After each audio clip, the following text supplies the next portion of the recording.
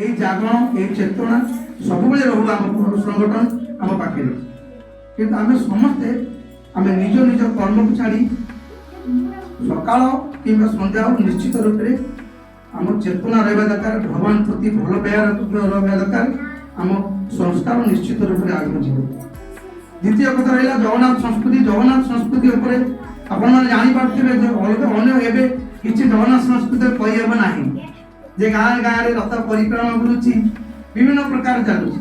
କିନ୍ତୁ ଯେତେବେଳେ ଏଇ କନସେପ୍ଟ ମୁଁ ଆରମ୍ଭ କରିଥିଲି 2018ରେ ଯେ ଆମ ସଂସ୍କୃତି ଆମ ପରମ୍ପରା ହାଲୁଆ ଏଚଡ଼ି ଜୟ ଜଗନ୍ନାଥ ବଳା, ମୁଁ ତାକୁ ପ୍ରାୟ ଏବେ ବି ଅନେକ କଣ୍ଟ୍ରିରେ ଇଭିନ୍ ବି ସାଉଥ ଆଫ୍ରିକାରୁ ଆରମ୍ଭ କରି ଅନେକ କଣ୍ଟ୍ରି ଅନେକ ଗଣମାଧ୍ୟମରେ ମୁଁ ବି ବଜେଇ ଚାଲିଛି।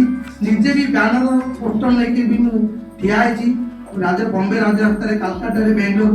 ବହୁତ ମଧ୍ୟ ଲୋକ କହିଛନ୍ତି ତୁ ଦେଖେଇ ହେଉଛୁ ଜଗନ୍ନାଥ ସଂସ୍କୃତି କ'ଣ ହେଲା, ଆମେ କାହିଁ ହାଲ କହିବୁନି। ମୋତେ ଜଣେ ଲୋକ କହିଲେ କ'ଣ ହାଲ କହିଲେ, ଆମେ କ'ଣ ହେଲା ହାଲ ଶବ୍ଦଟା ତମେ କାହିଁ କାଟିବୁ? ବୋଲେ ଆମେ ତମକୁ କେବେ କହିଲେ ହାଲଟା କାଟିବାନି। ଯଦି ଆମେ ଜଣେ କହିବା ଜୟ ଜଗନ୍ନାଥ, ଆମକୁ ଯଦି ହାଲ ନ କହିପାରିବା ଆମ ପରିବାର ପିଲା ସମସ୍ତେ ବି କହିବେ ଜୟ ଜଗନ୍ନାଥ। ଆମେ ଯଦି ଜଣେ କହିବା ଓମ୍ ଶାନ୍ତି, ଆମ ଓମ୍ ଶାନ୍ତି ଯଦି କହିଦେବା ଆମେ ପାପ ହେଇଯିବନି। ଆମର ଶାନ୍ତି ନିଶ୍ଚିତ ଆମ ମନ ଭିତରେ ଜାଗ୍ରତ ହେବ। ଶାନ୍ତି ବିଷୟରେ ଅନେକ କିଛି କଥା ରହିଛି।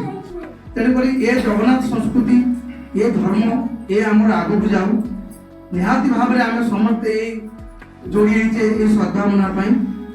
ଦ୍ୱିତୀୟ କଥା ରହିଲା ଜଗନ୍ନାଥ ସଂସ୍କୃତିକୁ ନେଇକି ମୁଁ ଅନେକ ଗୁଡ଼ିଏ ମୋର ଲକ୍ଷ୍ୟ ଅଛି। ଆହୁରି ମଧ୍ୟ ଯେଉଁ ଦେଶ ରହିଛି ଦେଶ ବିଦେଶ ମଧ୍ୟ ଏଇ ପ୍ରଚାର କରିବି, ଏ ମୋର ଲକ୍ଷ୍ୟ ଗୋଟେ ରହିଛି।